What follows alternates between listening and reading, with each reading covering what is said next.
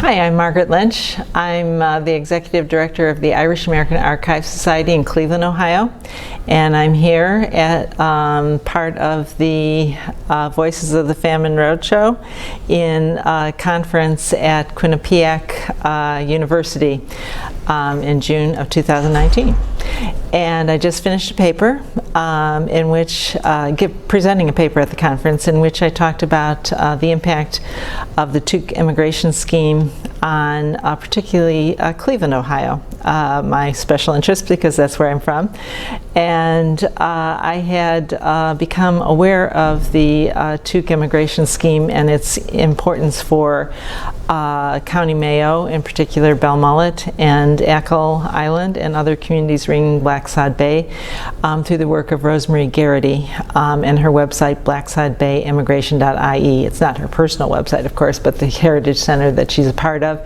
And how meeting her and becoming aware of the website, which has a searchable database and a way to share information about what possibly might have happened to these passengers, I became aware of the significance of the Tuke immigration scheme for Cleveland, Ohio. I have some people in my extended Irish immigrant family group who were part of the scheme, and I found their passenger records for the first time through finding them on the database on blacksodimmigration.ie. And when I found them, that started clicking in with me that other people that I'd been researching as part of my work with the Irish American Archives Society and about the Irish and the history of Cleveland, I had become aware that there did seem to be significant people who came to Cleveland in the 1880s. And I began to look up more and more people on the site and find a certain number of them, and began to think that there was a real significance or connection there.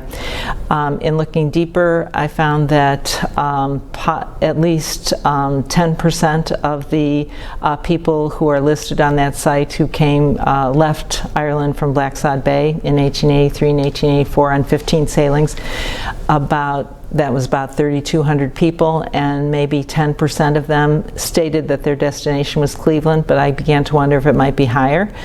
And not all the destinations were stated. I had a chance to propose a research internship with our local university, John Carroll University.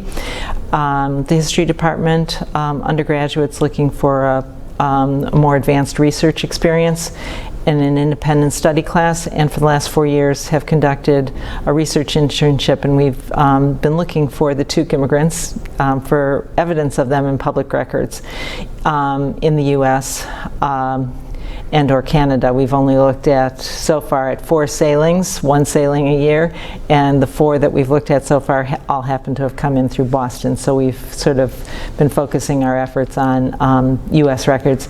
And working with students every year, we've managed to, our not find rate is about 25% per sailing, but we're finding evidence of the other 75% of the people. And we're trying to track where they did end up. More than half of them end up where they said they were going to.